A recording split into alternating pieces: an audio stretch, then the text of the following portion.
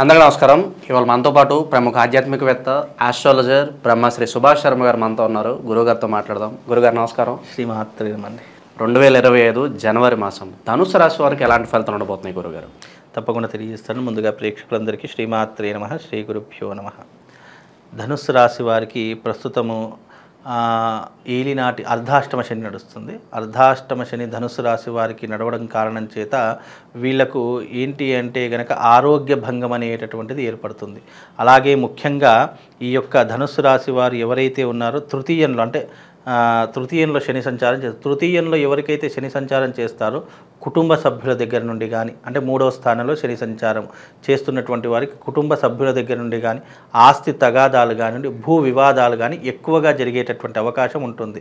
కాబట్టి ఈ యొక్క ధనుస్సు రాశి వారికి తృతీయ స్థానంలో శని సంచారం చేస్తున్నాడు కాబట్టి కొంతవరకు ఇబ్బందులు అని చెప్పుకోవచ్చు. అలాగే ఈ యొక్క ధనుస్సు రాశి వారికి షష్టమ స్థానంలో గురు సంచారం. షష్టమ స్థానంలో గురు సంచారం అనేటటువంటిది సుఖ దుఃఖాలను, లాభ నష్టాలను కలిగిస్తుంది. అంటే అంత హై అని చెప్పుకోలేము, అంత లో అని చెప్పుకోలేము. మధ్యమమైనటువంటి సాధారణమైనటువంటి పరిస్థితులు ఉంటాయి తప్ప మిశ్రమ ఫలితాలని చెప్పుకోవచ్చు. అంత పెద్ద చెప్పుకోదగ్గటువంటి అంశాలు అయితే ఏమీ కనిపించవు.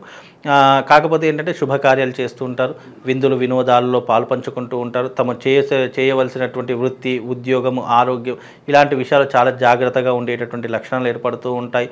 భయస్థులు అని చెప్పుకోవచ్చు, నెమ్మదస్తులు అని చెప్పుకోవచ్చు. ఏ పని చేసినా కూడా అందులో ఆచితూచి ఆలోచించి, అంటే ఒక పిసినారి అనేటటువంటి వాడు ఎట్లా ఉంటాడో తెలుసు కదండి, ఆ రకమైనటువంటి ధోరణిలో ఉంటాడు. అంటే ఏది చేసినా 100 సార్లు ఆలోచన చేసుకోవడము, ఇది చేస్తే నాకు బాగుంటుందా లేదా అనేటటువంటి వ్యవహారాదులు ఆలోచన చేసుకోవడము, ఇవన్నీ విషయాలు చాలా జాగ్రత్తగా ఉండేటటువంటి స్థితిలో ఉంటూ ఉంటారు. కాకపోతే ఎవరిని నమ్మరు, ఎవరి జోలికి వెళ్ళరు. ఏదైనా లావాదేవీ విషయంలో కానీ నిక్కచ్చిగా ఉండేటటువంటి వారిలో ధనుసు రాశి వారు అని చెప్పుకోవచ్చండి. గురుగారు, అలాగే నిరుద్యోగులు, విద్యార్థుల పరిస్థితి ఎలా ఉండబోతుంది మరి ఈ రాశి వారు?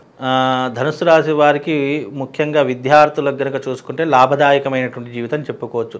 నిరుద్యోగులు ఎవరైనా ఉంటే కొద్దిగా కష్టపడితే కనుక ఉద్యోగాన్ని సంపాదించేటటువంటి అవకాశం కూడా ఏర్పడతాయి. ఆపర్చునిటీస్, అవకాశాలు తనంతట తానే వెతుక్కుంటూ వచ్చేటటువంటి అవకాశాలు కూడా ఈ యొక్క ధనుసు రాశి వారికి చాలా స్పష్టంగా కనిపిస్తున్నాయండి. మీరు ఇందాక అనడం జరిగింది, భూ వివాదాల్లోనూ కోర్టు సమస్యల్లోనూ కొంత చిక్కుకోవడానికి అవకాశం కనిపిస్తుందని. మరి ఎంత సమయం పట్టొచ్చు అంటారు ఇవన్నీ క్లియర్ అవ్వడం? ఎవరికైతే ఈ ధనుస్సు రాశి వారికి కోర్టు సమస్యలు ఉన్నాయో లేదా భూ వివాదాలు ఉన్నాయో వాళ్ళందరూ కూడా భగళాముఖి తంత్ర సాధనా యాగం అని ఒకటి ఉంటుంది. ఆ కోర్టు కేసులు ఎంత పెద్ద జటిలమైన కోర్టు కేసులైనా సరే, ఎంత పెద్ద భూ వివాదాలైనా సరే, ఎంత పెద్ద కేసులైనా సరే చిటికెలో దూరం చేసేటటువంటి విధానము భగళాముఖి తంత్ర సాధనకు ఉంటుంది. కనుక మీ జీవితంలో ఎవరికైనా ఇలాంటి విధానాలు ఉంటే గనక ఒక్కసారి ఈ యొక్క తంత్ర సాధన చేసుకోండి. తద్వారా వాళ్ళకు జీవితంలో భూ వివాదాలు కానీ, కోర్టు కేసుల వ్యవహారాదులు కానీ అన్నిటి నుండి దూరం అయిపోయేటటువంటి అవకాశాలు వాళ్ళ జీవితంలో కనబరుస్తాయండి. వివాహాల విషయంలో ఒక అడుగు ఏదన్నా ముందుకు పడే అవకాశం కనిపిస్తుందా గురుగారు ఈ రాశి వారికి? ముఖ్యంగా చూసుకుంటే గనక ఈ యొక్క భూ వివాదాలు కానీ, లేదు అంటే ఇతర వ్యవహారాదుల్లో కానీ కొద్దిగా కష్టము నష్టము అనేటటువంటిది ఎదురవుతుంది. ఆటంకాలు ఎదురవుతాయి. ఏదైనా చేద్దాము అని అనుకుంటే కనుక అందులో ఇబ్బందులు కానీ, ఆటంకాలు కానీ ఎదురవుతూ ఉంటాయి. మన సొంత వాడే, మన పక్కనున్నవాడే మనకు శత్రువుగా మారిపోయేటటువంటి లక్షణాలు ఎక్కువగా ఉంటాయి. ముఖ్యంగా ఈ ధనుసు రాశి వాళ్ళ యొక్క విధానం ఏంటి అంటే కనుక ఎవరినైతే నమ్మకూడదో వాళ్ళని ఎక్కువగా నమ్ముతారు. ఎవరినైతే నమ్మాలి అని అనుకుంటామో వాళ్ళని నమ్మకుండా ఉంటారు. అదే వాళ్ళ మైనస్ పాయింట్. కనుక ఆ ఒక విషయంలో కాస్త జాగ్రత్తగా ఉండే ప్రయత్నం చేయాలి. నమ్మేటటువంటి వాళ్ళని నమ్మాలి. ఎవరైతే శత్రువు అని అనుకుంటామో వాళ్ళని కాస్త దూరంగా పెట్టేటటువంటి ప్రయత్నం చేసుకోవాలండి. ఏదన్నా వ్యాపారాల్లో పెట్టుబడులు పెట్టాలంటే ఏ రంగాలు సూచిస్తారు గురుగారు ధనుసు రాశి వారికి? ధనుసు రాశి వారికి వ్యాపార రంగం కంటే ఉద్యోగ రంగమే కలిసి వస్తుందండి. వీళ్ళు ఎక్కువగా వ్యాపారం చేయలేరు, కష్టపడలేరు. లేదు వ్యాపారం చేద్దామనుకున్నా 1-2 రోజులు చేస్తారు, 3వ రోజు మూలను కూర్చునేటటువంటి అవకాశాలు వీళ్ళకు ఉంటాయి. కనుక వీళ్ళు ముఖ్యంగా ఉద్యోగం చేయడమే చాలా ఉత్తమమైనటువంటి పని. వీళ్ళకు ఉద్యోగం ఉంటేనే వీళ్ళు సక్రమంగా ఉంటారు. అదే వ్యాపారం అనుకోండి, పెట్టిన పెట్టుబడులు అలాగే ఉంటాయి. ఒకవేళ లాభం వచ్చింది అంటే దానికి వృధా ఖర్చులు, వ్యర్థమైనటువంటి ఖర్చులు, కనీసం ఇంటికి ₹1 కూడా మిగిలించేటటువంటి ప్రయత్నంలో ఉండేటటువంటి అవకాశం ఉండదు వీళ్ళకు. కనుక ఉద్యోగ ప్రయత్నమే వీళ్ళకి చాలా లాభదాయకంగా ఉంటుంది. ఉద్యోగంలో అయితే ఒక క్రమశిక్షణతో ఉంటారు.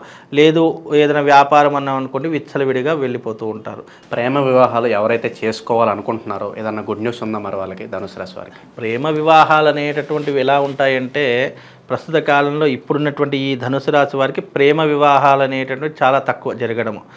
కాబట్టి కాస్త జాగ్రత్తగా ఉండే ప్రయత్నం చేసుకోవాలి. వీలైనంత వరకు ప్రేమ వివాహాలు అనుకుంటాం కానీ అంత ఇప్పట్లో జరిగేటటువంటి అవకాశం అయితే వివాహం ఇంకా కొంచెం ఆలస్యం అయ్యేటటువంటి అవకాశం ఏర్పడుతుందండి. గురుగారు, ఈ రాశి వారు ఇంకా ఎటువంటి పరిహారాలు చేసుకోవడం ద్వారా మంచి ఫలితాలు పొందడానికి ఆస్కారం ఉంటుందంటారు?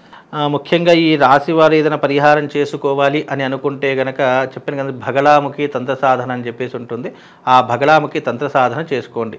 వీలైతే వీళ్ళు గ్రీన్ కలర్లో ఉన్నటువంటి ఒక మాల దొరుకుతుంది, బుధమాల అంటాము.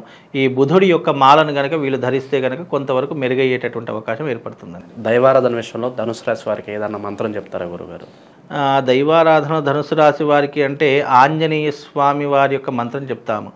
ఓం త్వమస్మిన్ కార్య నిర్యోగే ప్రమాణం హరిసప్తమా హనుమాన్యత్నమాస్తాయ దుఃఖ క్షయకరో భవ అనేటటువంటి మంత్రాన్ని చదువుకుని దాని ద్వారా వీళ్ళకు బలము లాభము అన్నీ కూడా చేకూరుతాయండి. అయితే ముఖ్యంగా ఈ రాసుల వాళ్ళు రాబోయేటటువంటిది సంక్రాంతి 2025 కాబట్టి ఈ సంక్రాంతిలో కీడు దినాలు కూడా చాలామందికి ఏర్పడుతూ ఉంటాయి. ద్వాదశ రాసుల రీత్యా బాగున్నా బాగా లేకపోయినా కొన్ని రాసుల వారు తప్పకుండా దైవారాధన చేసుకోవడం చాలా ముఖ్యము.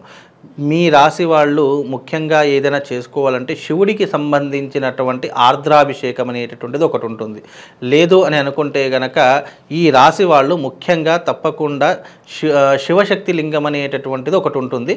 ఆ శివశక్తి లింగాన్ని మీ ఇంటికి తెచ్చుకొని తప్పకుండా ఆ శివశక్తి లింగానికి ప్రతి నిత్యము ఉదయము లేచిన వెంటనే స్నానం ఆచరణ చేసుకొని ఓం నమఃశివాయ అనుకుంటూ ఆ శివశక్తి లింగానికి వీలైతే ఆవు పాలతో, లేదు అని అంటే కనుక మంచి గంగ నీళ్లు తీసుకోండి, లేదా ఫ్రెష్ వాటర్ తీసుకొని దానికి అభిషేకం చేస్తూ ఉండండి. అభిషేకం చేసినటువంటి జలాన్ని మీరు తీర్థంగా స్వీకరించడం వల్ల ఆయా రాసుల వారికి తప్పకుండా శుభము లాభం కలిగేటటువంటి అవకాశం ఉంటుంది.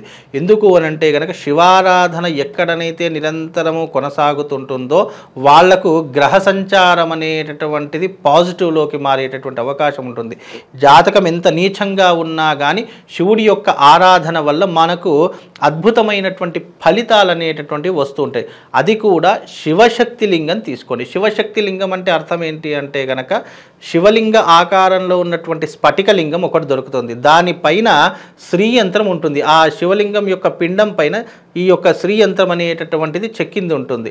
ఆ శివశక్తి లింగానికి గనక ఎవరైతే ఏ నక్షత్రం వాళ్ళు ఏ రాశి వాళ్ళైతే దానికి నిరంతరం అభిషేకాది క్రతువులు చేస్తారో, ముఖ్యంగా ఎవరు చేస్తారు, ఏలినాటి శని ప్రభావం ఉన్నటువంటి వారు, జాతకం నీచంగా ఉన్నటువంటి వారు, రాశి ప్రభావాలు గ్రహ సంచారం బాగా లేనటువంటి వారు ఎవరైతే ఉన్నారో అలాంటి ప్రతి ఒక్కరూ కూడా ఈ యొక్క శివార్చన చేసుకోండి. తద్వారా మీకు శుభము లాభం కలుగుతుంది. ఈ యొక్క రాశి వాళ్ళు తప్పకుండా ఈ యొక్క శివారాధన చేసుకోండి. తద్వారా వాళ్ళకు శుభము లాభంతో పాటు ఆ శివుడి యొక్క సంపూర్ణమైనటువంటి అనుగ్రహం కలుగుతుంది. శ్రీమాత్రే నమః. శ్రీ గురుభ్యో నమః.